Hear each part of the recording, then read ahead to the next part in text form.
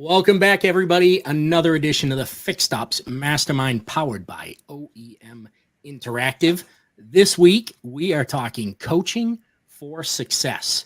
I am joined right now by Frank Favaro and Jeremiah Shaw. Christopher Salem will join us in just a moment as soon as he finishes another call, and we'll bring him into the stream as soon as he arrives. So we are going to talk three different segments of coaching today. First, we're going to talk about what is coaching, and along with what is coaching, segment 2 will be coaching style, and we'll talk to these three gentlemen about what their style is and what style, how you determine what style coaching the person or people that you're working with need. And segment 3 is going to be success after coaching. Obviously, people hire coaches, but they don't have coaches for life, right? So you need to be able to take what you've learned, what they've given you, and implement that in your life and continue that on throughout your life. And so this week's show is being brought to you by fixedopsjobs.com. It is the only completely fixed operations focused job site around. All dealership jobs. You don't have to wade through a bunch of things that don't apply to what you're looking for. So fixedopsjobs.com. Thank you very much for bringing us this week's show. Christopher, welcome. Thank you for being patient. Good to be here. Absolutely. Everybody's got to keep their schedules shifting around, right? Correct. All right. And so let's start out and let everybody kind of know who we are here. Right. So Frank, we'll start with you. How'd you get here? Right. Did you wake up at 5 years old and go, I'm going to be a coach? That's what I'm going to do with my life. Or was it a different path? Yeah, I think most of us would say it was probably a different path. But for me, I grew up, I was an athlete and I was a wrestler, and I grew up in an environment of coaches and wrestling. And the number one goal of a coach when I was a kid was to, and the way I looked at a coach is because the coaches that I worked with, they impacted my life for the better. They brought value to me. They helped me see the things I maybe didn't see. They didn't, from where I was putting myself, my positioning, my feet, my technique. And maybe maybe I wasn't pushing myself right to a certain level. So for myself, it was, and being an athlete and then going through and wrestling through high school and then through college. For me, I look at coaching and, going through high school, I was a very high level wrestler. I was so fortunate enough to be coached by National Wrestling Hall of Fame coach Bill Barger. He was my youth and my high school coach. And, we were fortunate enough to win 4 state and national championships. So I learned what I consider the basic fundamentals of coaching through him. But I spent 2 years of college. I was burned out of wrestling. I didn't want to wrestle anymore. So the moment I didn't want to wrestle anymore, that's when I decided to quit school. So I knew I had no really life skills. For me, it was, what do I do now? All I know how to do is exercise and lose weight. So what can I make a living doing when all I know how to is exercise and lose weight? And that's when I went into the fitness industry, and I help people get started on exercise programs to accomplish their health and fitness goals. And for me, that was a one-on-one 7-year masterclass of coaching, how to show empathy, how to understand what people are really after, how to connect with people, how to build relationships. And that's what really hooked me, was that one-on-one coaching people, understanding people, breaking down their barriers, helping them be successful. And I always say, I spent the first 20 years of my life 100% all in on myself winning. And I've spent the last, 20 plus years of helping other people win. And that's what I do today. And that's what coaching means to me. Love that. We'll just continue down the line. Jeremiah, how about yourself? Yeah, like Frank, I'll go to the past real quick. I came from a helping family. My mom was a nurse, and so in the medical field, and my father was a psychologist. He specialized on a lot of family therapy, but he started honing in on the back half of his career on men and midlife crisis. So a lot of professionals in that burnout phase. And I leaned into that. He coached my baseball team for a long time. And so like Frank came from the athletic side. And so really got to see behind the curtains of his professional career and really loved that psychology side. And so went on from there, jumped into a nonprofit world, again, a helping industry, and but found a love for fundraising and sales. And so I ended up managing a sales team at another company. Again, my favorite, reflecting back, my favorite part of the job was developing the team members. And as you sat down with them saying, hey, how do we not only increase sales, those conversations usually were not a skill set issue. They were a mindset, which obviously bled over into the personal life. And so we spent a lot of time talking about what do they want? Who do they want to be? Which are two really popular coaching questions to start out with. What do you want to be able to do in your life? And so I said, man, I've got to do this. I read a leadership book, Simon Sinek's book, Leaders Eat Last. And I was like, how do I do this full time? So, almost a decade ago, I jumped into the leadership development world and started running down this pathway of coaching. That's great. And it's very true that you're never going to figure out where you're going until you know what you actually want, right? Yeah. That's key to starting there.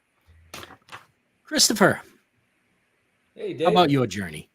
Well, very similar to both Frank and Jeremiah. I mean, for me, I came from a family of teachers. My mother was a teacher. My father wasn't, but I had aunts and uncles. So I guess I always had that teacher in me. It's just that because I grew up with a father that was very business driven, it was drilled into my head that if you're going to be successful in life, you have to go into business, not teaching. But a lot of times that, if it all came full circle when I became in my 30s, I began to realize that all of my things, that all my energy that I put into being successful in business, while it did pay off, it shortchanged my personal life. My personal life, my well-being, my relationships were not in alignment at all with my success in business. And I knew that if you're going to be successful long-term, you got to have that work-life harmony. And that was clearly something I didn't have. And as I began to work on myself, I went on a journey of working on myself for several years while I was still working, changing my thought patterns and how I think, and what my priorities changed. And as a result of it, all of those experiences began to compound now that I can now take that and now utilize that through my example and resourcefulness, that now I could help others do the same, both on an individual level, a team level, an organizational level. And I can now be an example of that. I can be a resource, because a great coach leads by example. They're not, a consultant will do it for you. You're paying for them to, fix something, but a great coach will, even a mentor will, coach you through how to do it yourself and feel good about it. And now I was able to tap into those teaching skills that I guess I got from my mother and through my family, and merge it together with the business. And now it was just a dream come true, that now I could now do something I really love to do. And when I wake up every day, this isn't a job to me. It's something I love to do. I love helping people. I love helping organizations. I love helping people generate results, but knowing that you have to go through challenges, obstacles, setbacks, and to embrace it if we're going to appreciate and sustain with having more results. So it's not about just win at all costs. It's about winning and learning.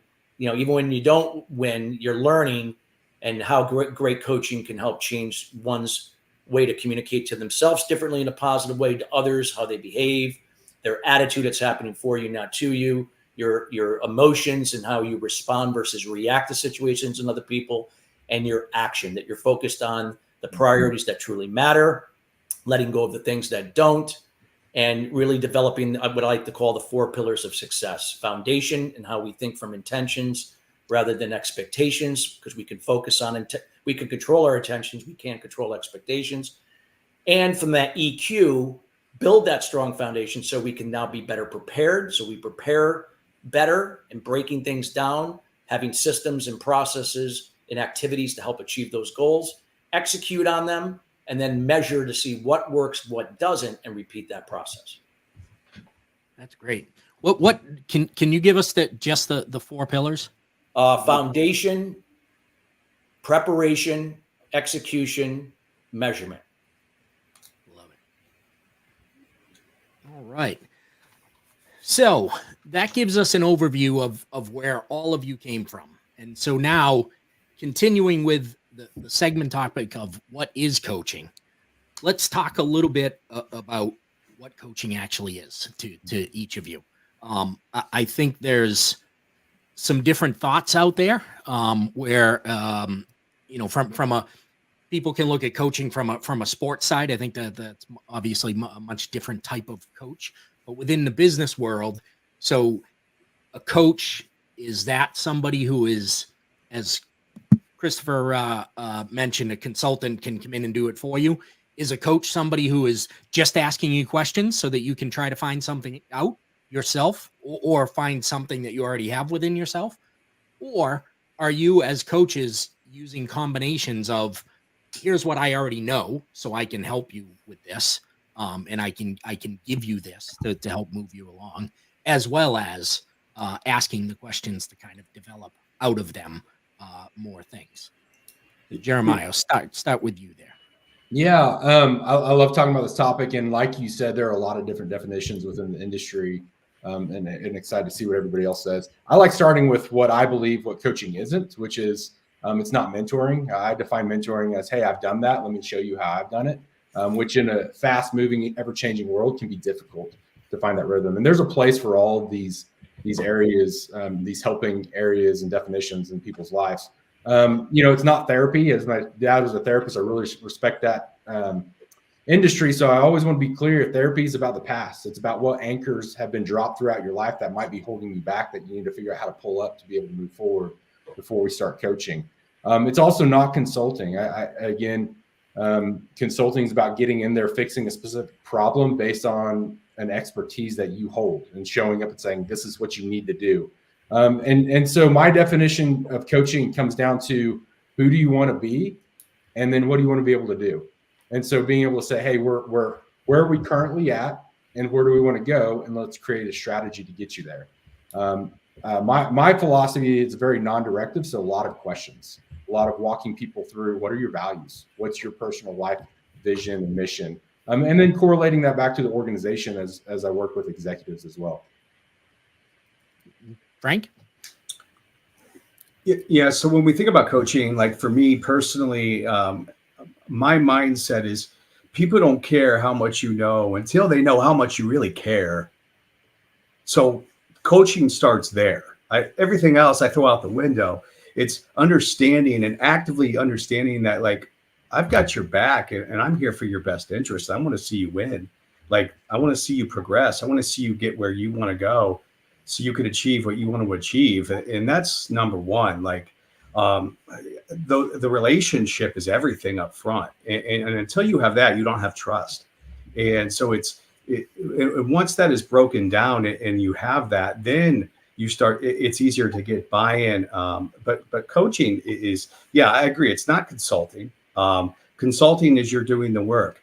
Coaching is coming in, sharing ideas, understanding what the who, what, where, when, why, how is, and then putting a plan together and helping them somewhat find the answers. I do a lot less talking in my training, my workshops, my coaching sessions than I do talking. I want them to think. It's getting them to think and come up with the answers themselves. Because I believe you're going to have more success using a fly rod than a feeding tube, trying to pound something down someone's throat that they haven't even bought into yet. But once they come up with the ideas, then they start to accept, where they're going and what they're after. So coaching is about doing, it's about understanding, and it's also about getting reps.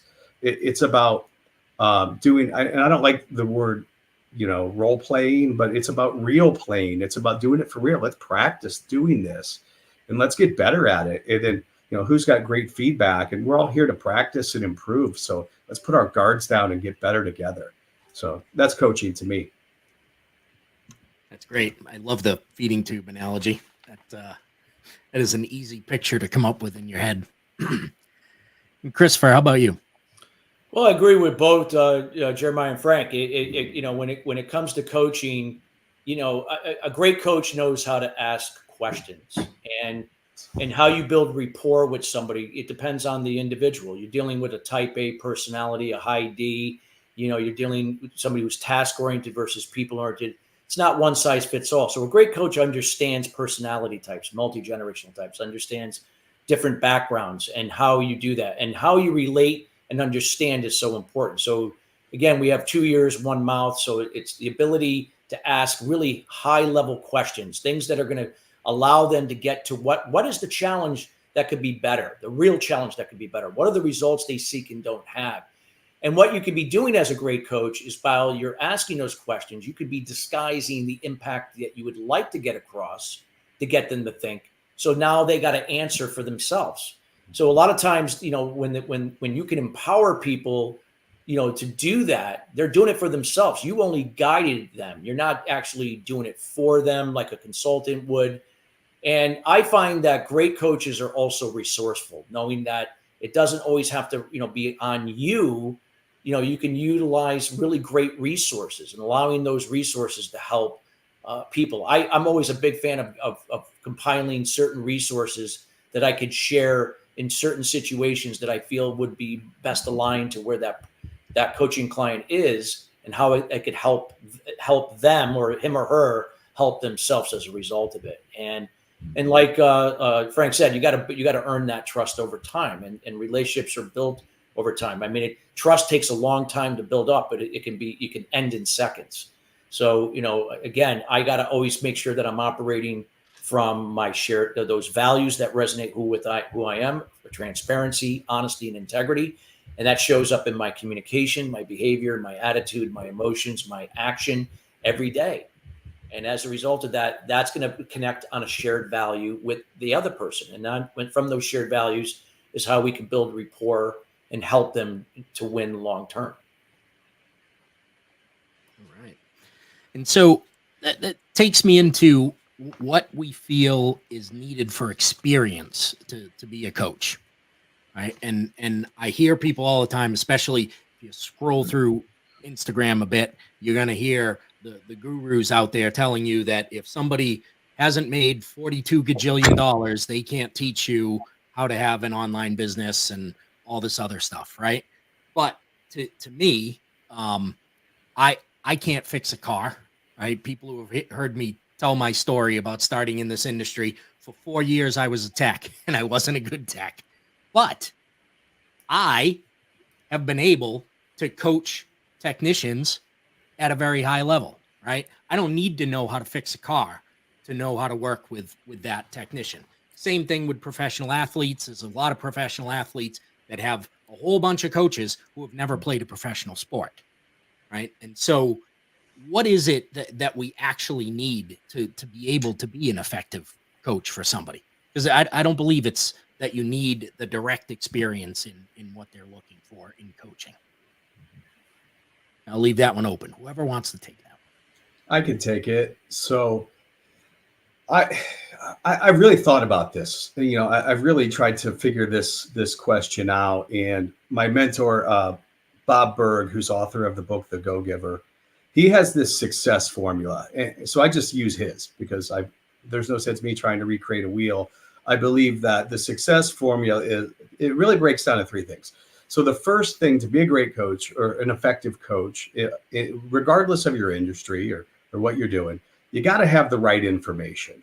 Step one, right? So whatever that it is, you need the right information. So you have to determine, do I have it? Do I not have it? And then the second step, once you make that determination, okay, we've got the right information that we need to implement. The second is you have to act immediately. Like you have to act, because the law of diminishing intent, I'm sure you guys have heard of it, but it states that the longer you wait to do the thing you know you need to do, the greater the chance is you never do that thing, right?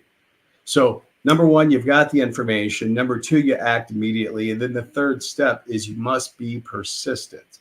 And a lot of times with coaching, it's awkward at first, right? Because you're doing new things. You're getting people to try things they're not used to doing. And I always say it's better to do it poorly than to not do it at all.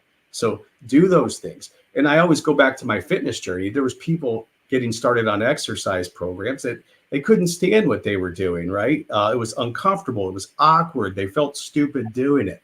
But at the same time, that persistence, 30 days down the road, once they get some traction, then they start to get a little bit of results.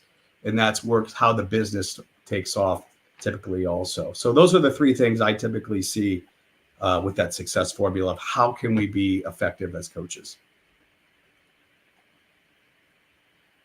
All right. Who wants next?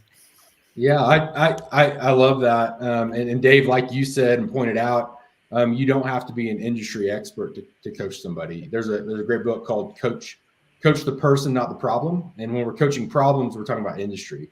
And I think there's two things in my experience that I've really had to hone in on to be an excellent coach, which would be understand business acumen, have some level of a good level of business acumen so you can bring in and understand the data like Frank was talking about. What is the data that the client's giving you within context? The second is the psychology of just some level of the psychology of human behavior and change, and how do we help move people forward? Those are the things. And then curiosity. If you're not a curious person, and I think it's already been said, you're not curious along with caring for the person. You can't just flip rocks over just to flip rocks over, right? You're going to tear something up, but being able to be intentional about the rocks we're turning over for the right reasons, for their benefit, and caring about them through that process. So having just relentless curiosity of figuring out what is going on here, what's making this tick here. All right, Christopher. I think I remember one of the first times that I asked you a question through LinkedIn, and I believe it was like, how do you end up coaching in the aerospace industry? Yeah.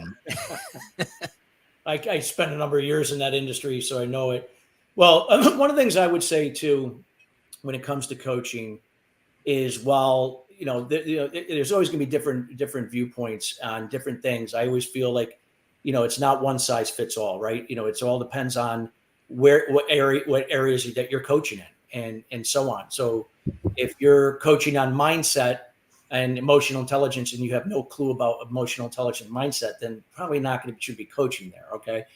Yes, you can still be a great coach, but you got to have some kind of knowledge in some kind of area. But one thing I always find that universally applies to all coaching is the ability to communicate. And how we communicate is so important. First, how we communicate to ourselves as coaches. Every day, I have a daily routine, and I ask myself, where am I communicating from? Am I communicating from my inner champion, my inner critic? And obviously, for the last 20 years that I've been doing this daily routine, I'm operating more from my inner champion than my inner critic. Like in the old days, that's all I operated from. I wonder why I was operating from anger every day of my life. But with that being said, how I communicate to myself in a specific, clear, and concise way is going to allow me how I'm going to communicate to another person, especially a coaching client. And not just that I'm talking, it's asking the right questions. It's body language. Effective communication consists of 55% is in a person's body language.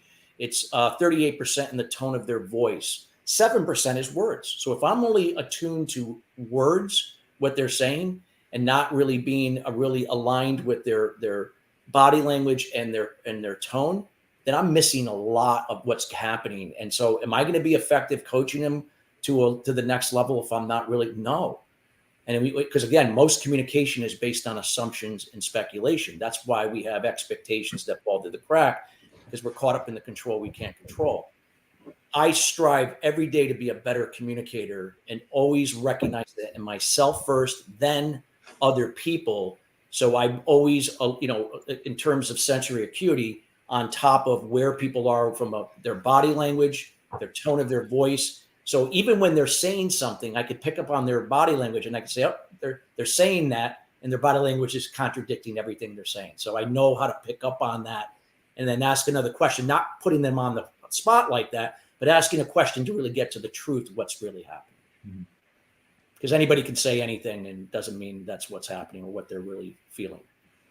And if you haven't seen the TED Talk that the guy did about nothing, that you can look that up. That'll greatly prove that, because that's literally what he's doing is just talking gibberish, but he's doing it in in a very positive way with great body language. And his whole point is that it's your words matter the least amount in all that you're saying, as odd as that may seem.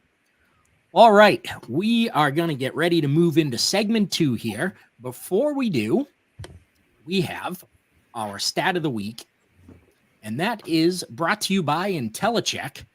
Businesses who invested in coaching saw a $7.90 return for every $1 spent, equating to a 690% ROI. That is out of a study done by Metrics Global LLC.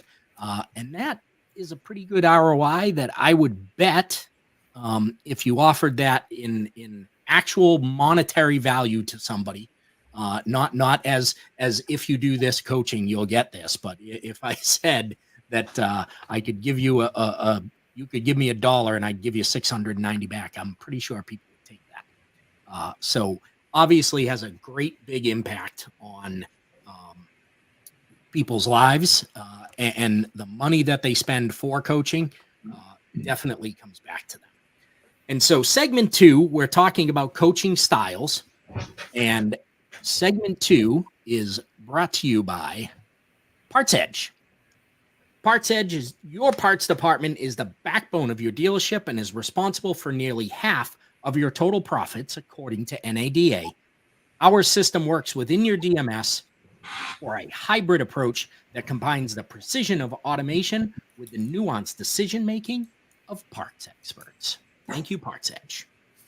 And so coaching style, how would each of you speak about your coaching style?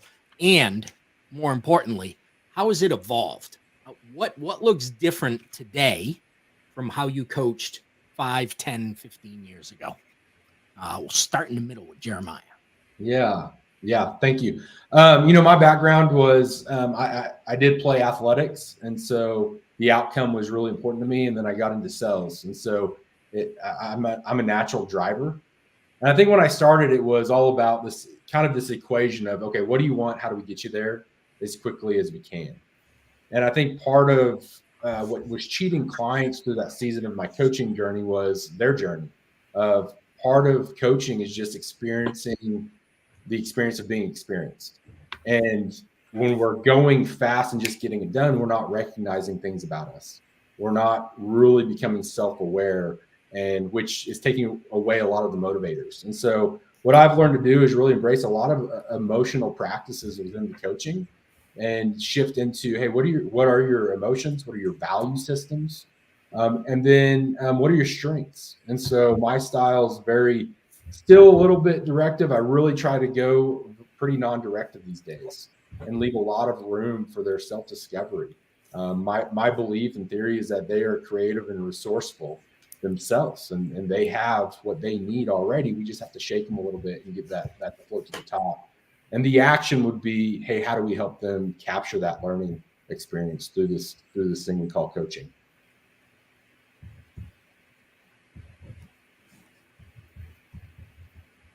I can't hear you. Christopher. Oh, there you go. We went silent there for a minute. I didn't know what we was doing. So style. I would say when it comes to, I'm a recovering passive aggressive. So I'll point that out. When I say a recovering passive aggressive, I was a passive communicator and an aggressive behaviorist. So you can imagine how confusing that could be in a leadership role, or even let alone any relationship. It's not good. I learned the hard way. But with that being said, what I learned how to do through that self-discovery a number of years back was I learned how to be assertive. And by being assertive, you have to be really real with yourself. You got to be comfortable with your own strengths, your own weaknesses, your flaws, learning to be transparent, learning to be vulnerable, and all the things that I learned that were opposite of being strong, which were not correct. So when I learned how to be assertive, I began to implement that into my coaching style, because I could say that when I got into coaching, I had already kind of been assertive. Like, it wasn't something that evolved after the fact, because I had worked on myself way before I got into coaching, and learned from my mistakes in various leadership roles or running organizations, that type of thing. And the ability to be assertive in my style is that it's my responsibility to be, that as the sender or the receiver, the communication, to be specific, clear, and concise. Because I can't control my client. I can't control who I'm coaching, what they're going to say, how they're going to get back to me, what they're going to perceive what I said. I can only be specific, clear, and concise, and hoping that they understand, and that I got to do the same in terms of my listening, to make sure that I ask the right questions, to keep peeling back the onion, to help them really help themselves when it comes to making their challenge better and the results they seek, to obtain them. And I have to, by doing that and being assertive, just allows me to kind of enjoy the process, see their involvement, and just see their confidence grow and their self-esteem grow, and and embracing the challenges and the setbacks, and then hopefully coming out on the other side, landing on their feet, which a lot of them do, and it's just the process. So for me, it's about being assertive, and assertive is not being direct. It's about being specific, clear, and concise with my communication, my attitude, my emotions, my action, my behavior, and my attitude consistently. And that's what I strive to do as a coach. All right.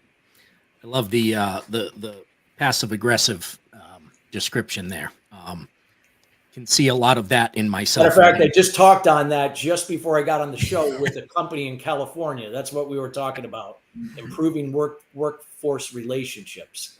Yeah, I can definitely see that in myself as an early leader of being very lackadaisical in my communication, but not in the lack of response from the team. So, all right, Frank, how about you?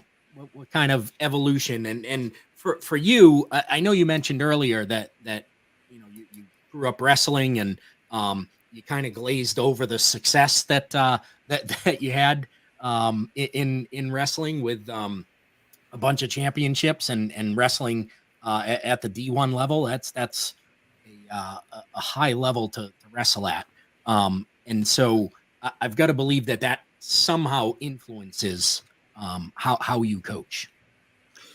Yeah. So when I started coaching, it's so funny to look back then versus now, because, we should be evolving, right?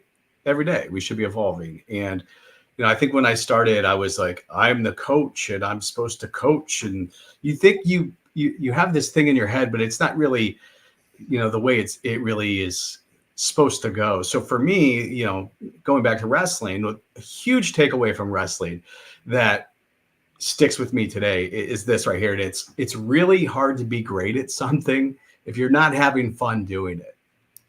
You have to have fun. And that's the biggest thing I bring to my workshops now. We have fun. Like, we compete.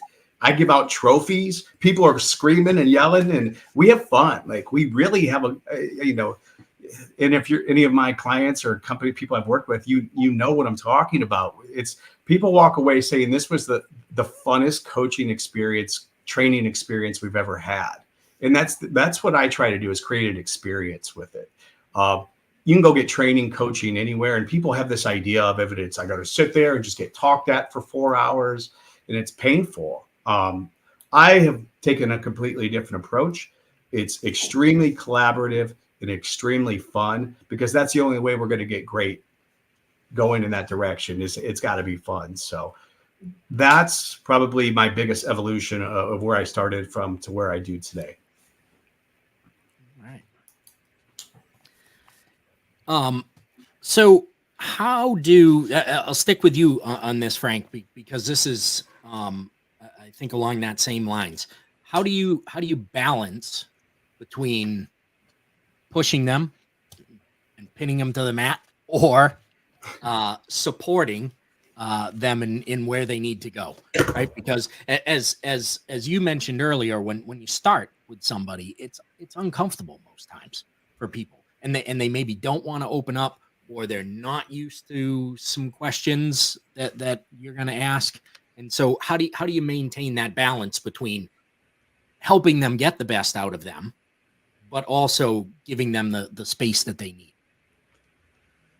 I think that starts with setting very clear expectations up front of what this is going to look like, what this is going to feel like, and you know how it typically is going to play out. And number one, like as a coach, you're a lot of different things in one hat. You're right, your psychologist, your friend, your you're there to hold people accountable to a degree, right? You have to do a lot of different things, and you have to wear a lot of different hats. And when we really break down, like, how do you do that? I think it starts with setting those clear expectations, number one, up front. But then also, it's understanding that not everyone is necessarily the right fit potential relationship, and that's okay. There's other people out there too. So, like, here's what I've come to understand, and I think it's better to always talk about some failures because you learn from failure.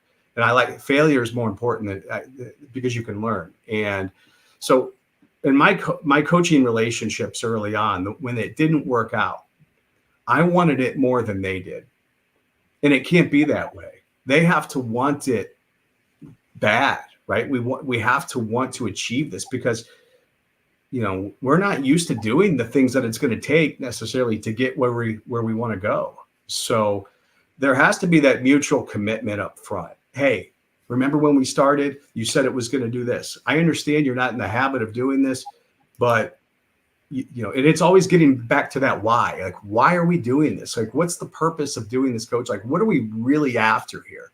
And once we uncover that and we make those commitments and, hey, I'm going to help you get there. But this is, I want to be very clear with people, because the worst thing that could happen is people walk away saying, like, that didn't work. For me personally, the way I look at this is it's my number one objective for the relationship, the coaching experience, to be the best decision my clients ever make. And that's not going to happen unless we're on the same page and we're lockstep from the get-go. That's great.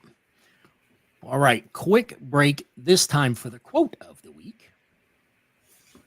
I absolutely believe that people, unless coached, never reach their maximum capabilities. That is from Bob Nardelli, and that is brought to you by AWN Inc., Automotive Warranty Network Incorporated. It's a family-owned and operated warranty claims management service based out of Denver, Colorado. For over 30 years, our highly qualified warranty administrators, team leaders, auditors, trainers, and support staff have been processing manufacturer warranty claims. They have currently processed more than 100 million in warranty per month. That's a lot of warranty claims. And so thank you, AWN Inc. And so how do we measure effectiveness in coaching? It's not always, it's not as clear as for the fixed operations world at looking at gross profit at the end of the day, end of the month.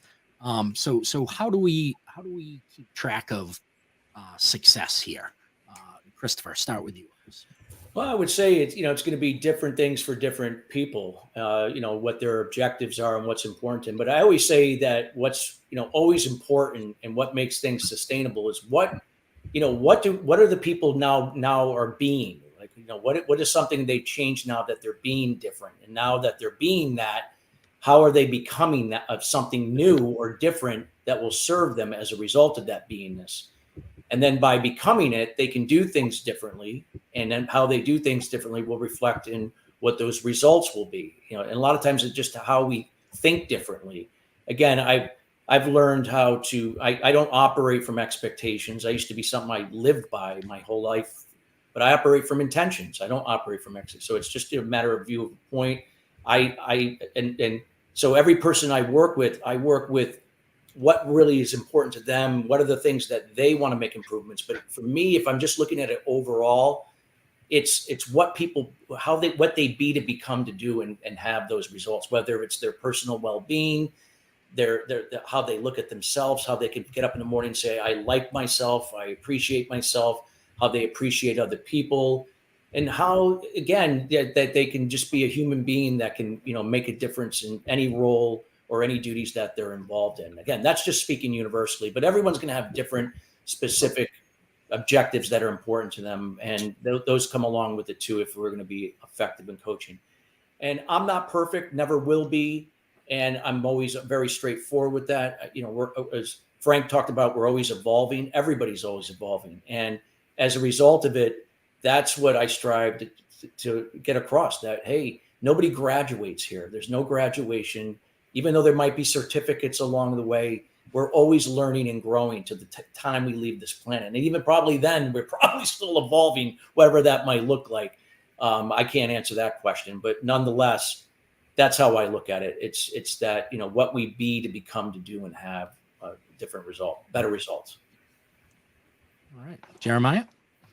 Yeah, I had a boss probably 15 years ago. He'd always say, well, the proof is in the pudding. And he's always talking to the sales team about the pipeline, right? Well, we'll see how this plays out. And he'd say that all the time. And I'm like, he's from the South. And he's like, I was sitting there. I'm like, what are you talking about? Like, we can figure this out now. And I think in coaching, it's kind of the same way. Like, hey, we're going to see results on the back end. I mean, the proof really is in the pudding. We're going to see results.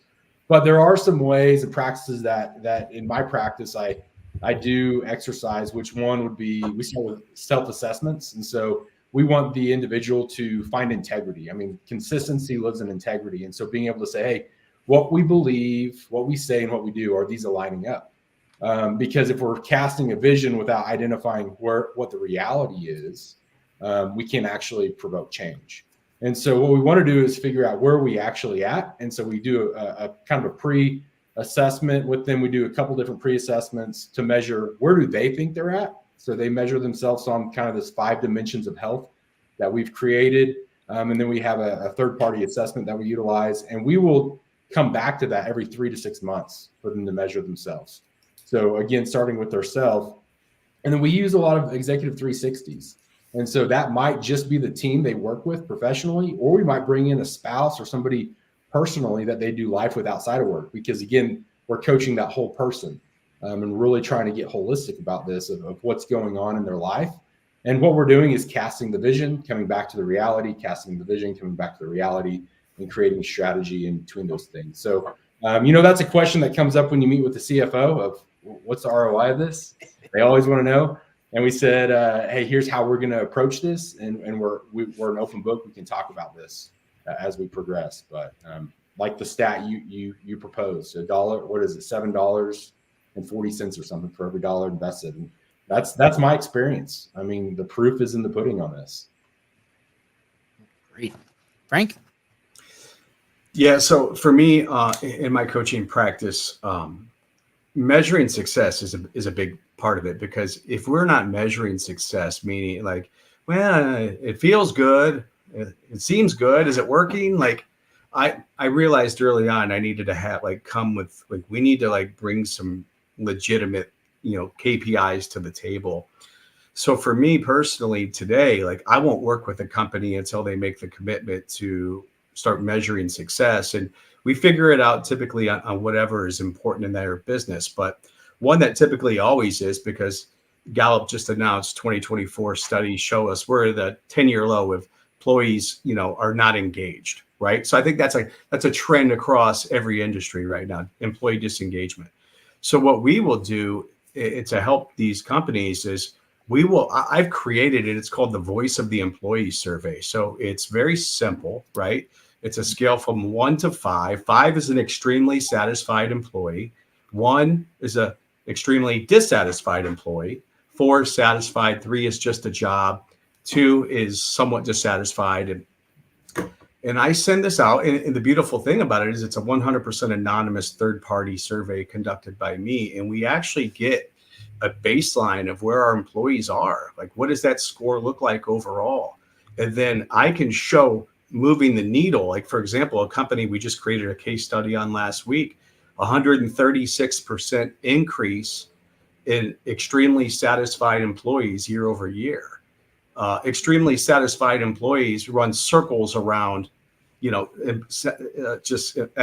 somewhat satisfied employees, right? So like, we will figure out whatever we got to figure out. But like, if you have engaged employees and extremely engaged employees, your business is going to skyrocket, right? So we measure that. We measure, word of mouth referrals. That's a great measure for customer experience. If you're not measuring your referrals, how do you know how your experience is? Great referrals means great customer experience, client experience. We measure employee experience. You do net promoter scores. We do margin. We work with companies that want to measure margin. And if you are creating a better overall experience, your margins should definitely improve also. But we figure out really what it is, what's lacking. A lot of companies recently, it's been celebrated. Like, how do we recognize success? What are we doing to recognize employees? That Gallup study also showed that the average employee goes 50 days in between recognition. Like, they haven't been recognized for 1, 2, 3, 4, 49, 50 days is the average. So what we praise, we raise, right? If we want better performance, we have to recognize people and start celebrating more success. So we do a lot of KPIs that measure those type of things. But the idea is we got to measure something, right? Because what we measure, right, we can manage. And if we don't do that, then how do we know if it's really, truly working with a tangible number that says, well, this was the best decision I made, right? So that's what we're doing. All right. Some wide-ranging answers. I love the differences there. And so we're gonna get ready to move into segment 3. But before we do that, it's a special double stat week. And the second stat of the week is brought to you by Parts Edge. And it's workers who receive coaching experience productivity increases of up to 86% when compared to those who only receive training. And that is from a founder study. And so I think that kind of goes to the point you were just making there, Frank, where the coaching can be measured in performance, but also that study mentions coaching as opposed to training. So before we hit segment 3, for success after coaching, let's touch on that first. What's the difference between coaching and training? We're just teaching somebody how to think, right? We're just training them how to think, how to act, what they have to do. So, Chris, start with you on this. So share the question. So I want to make sure I heard it correctly. So the difference between coaching and training. Coaching and training, yeah. So I would say that coaching is to coach several people at the same level. It's almost virtually impossible. I always find coaching in smaller groups is always more effective than in larger groups. And sometimes it can be a combination of coaching or training when you're coaching multiple people, because training is going to be pretty much where, you're sharing information, creating awareness, allowing them to absorb it, using some group activities or certain things to get them to experience on some level of how this could work and what can they do different. And then the coaching is more kind of like, in a way, like, how do we, personalize it a little bit more to their unique or self situation. And yes, you could coach a team too, don't get me wrong, but knowing that intermittently you can coach and train at the same time. I always like to ask a lot of questions, so that would be the coaching end of it, and the training would be more where I might introduce a concept, a methodology, a process, whatever it may be. And then, kind of get some input, get some feedback, and then ask certain questions, especially maybe where I align with somebody's body language, their tone, what they said, and maybe then where I can focus, where I can do a coaching with them without even knowing it. And now it's helping them, but it's also helping other people that might be observing that, because they could be facing a similar situation. So I think that there is a difference, absolutely. And I think if you know how to kind of, utilize both of them, knowing when to go back and forth, it works really well. All right. Jeremiah? Yeah. So the difference between coaching and training, training, you're showing up, it's very topical. You're showing up with something the organization's identified, whether it's, hey, let's talk about dynamic leadership or let's talk about communication styles. And you're showing up with content for the participants. In coaching, the person or client is the content. And so what we're doing is walking through a thought-provoking process, usually a series of questions to help them become more self-aware of their surroundings, increase their emotional intelligence, which would increase their relational capacity with those that they lead or are doing life with professionally and personally. International Coaching Federation has a great example or definition on their website that talks about this. And it's a great resource for organizations to review, hey, what is coaching? How do we leverage coaching internally? And also, how do we leverage coaching by hiring a third party like Frank, Christopher, or myself to bring in? So coaching is really walking through somebody and becoming an expert on the person. And we're not really talking about a specific topic. We may talk about topics, but that's not the focus of the session. Now, like Chris said, we can provide frameworks and tools that might be applicable as they bring the context of their environment to the sessions. But in our practice at our firm, we're hyper focused on the individual. How are they thinking? What are their belief systems that are holding them back?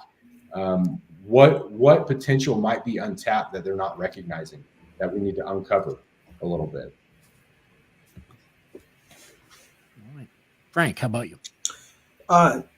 So I look at training as a little bit more because, and maybe this is just because I was a trainer, in physical fitness, right? So, but I look at training as a little bit more consistent, right? It's more consulting.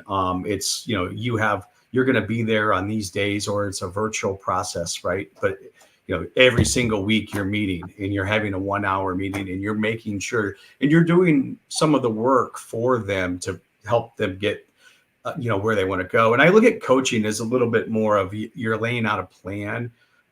You're helping them, don't get me wrong, but in 90 days, this is, the roadmap and this is what you're going to want to do. And if they need something, you're there for them, right? You'll obviously always take their call, and if they want to get on and do a meeting, fine, that's great if they have questions. But I think I look at training as a little bit more consulting than coaching.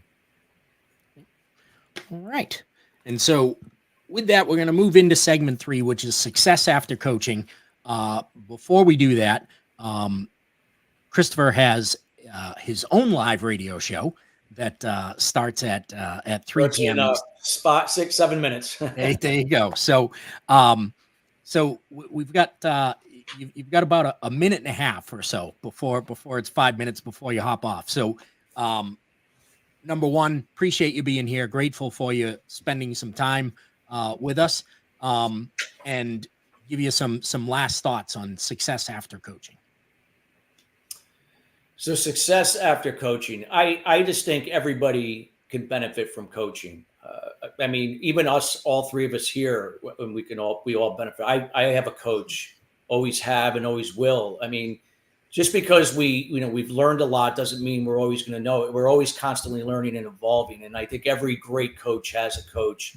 And a lot of fact, I got coaches in a lot of different areas. And sometimes it's shocking who are some of my coaches. There were people that you would least suspect. I mean, my son is my coach, believe it or not, when it comes to technology. When it comes, I'm not good at that. And he helps me in so many different areas, even in our business as well. And so I'm a big fan of success is evolving. It's ongoing. It's in the eye of the beholder.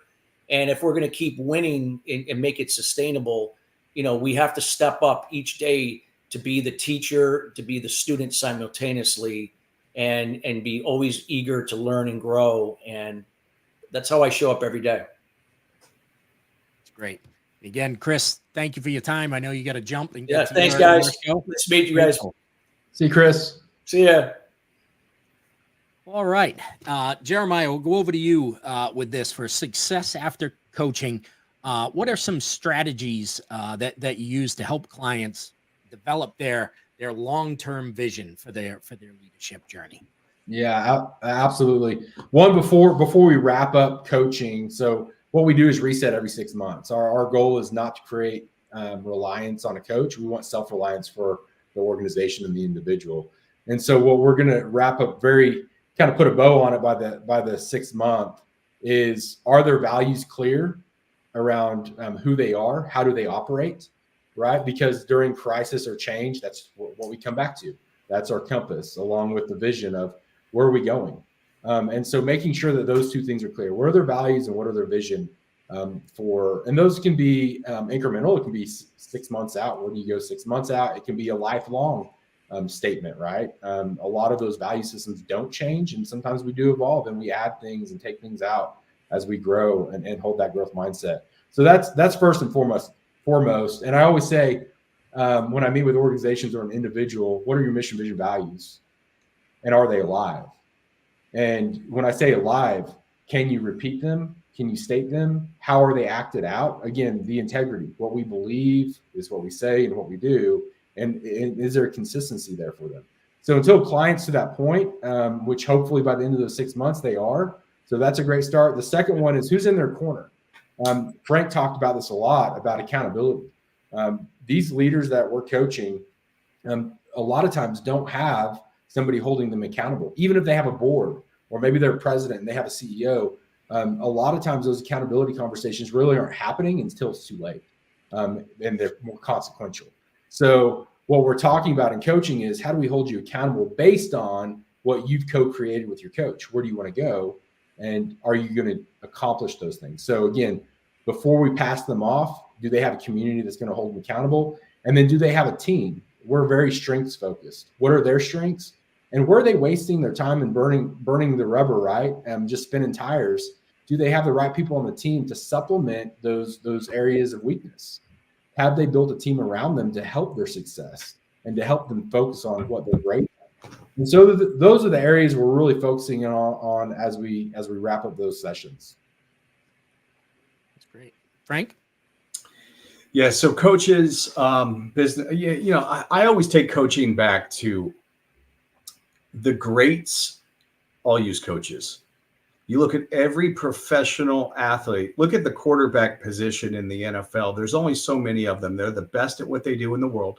And they all have multiple coaches helping them try to get 0.5% better, right? They're so good already, right? But they're constantly working, looking for new ideas, new processes, different ways of looking at the world, a different lens, a different approach, whatever that is. They're always constantly challenging themselves to get better. And they have that continuous improvement mindset. And I just don't understand sometimes how businesses who value athletics also don't look at it that same way. I have 3 coaches, personally. I'm constantly using coaches for new ideas and to learn things, and how can we be better than we are today, and how would I kick my own ass if I was a competitor? Right? How would I do? How would I go? How could I improve? And when we start looking at it through that lens, it's not an expense, and it's an investment. Mm-hmm. It's an investment, and that's what it's all about. We invest looking to win and to win, right? To improve, and that's actually what coaching is. Yeah, I love that investment word, Frank. I think one thing, since we're in this automotive space here, it's even after we've wrapped that up, come back for a tune-up, for that oil change. Is the engine running optimal? We're just part of the pit crew. Yeah. And so lastly, we've got a couple minutes left. How do we ensure that the changes and improvements that get achieved while they're engaging you as a coach, how do we ensure that those stick with the person? Jeremiah. Yeah. Again, like those check-ins, a lot of clients that have wrapped up will do quarterly check-ins or biannual check-ins and just see how things are going and tune that up. Hopefully they've hired another coach if kind of the purpose. A lot of times you hire a coach for a purpose or a season, right? And that's really beneficial to the client. We want what's best for that client. And so that's good. Again, usually an organization sponsor that hires a coach on behalf of an executive, they have expectations, right? And so at the beginning and the end, you'll meet with that organization and the client and be able to say, did we meet expectations? Or what are the next seasons of objectives and growth for this individual?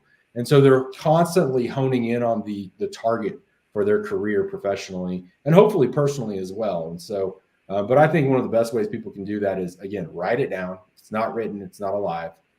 Come back to that at all times. Have a clear strategy for that growth. And don't be scared to pull over and check in. You know, that I love that phrase, oil change, and get that tune up. That's great. All right, Frank, Jeremiah, thank you so much for your time. I know everybody got a ton of value out of this, and we really appreciate you taking some time out of your day to come and share some knowledge with the fixed ops industry. And so with that, thank you. And we will see everybody next week. Thank you all. Thank you. Thanks, Frank.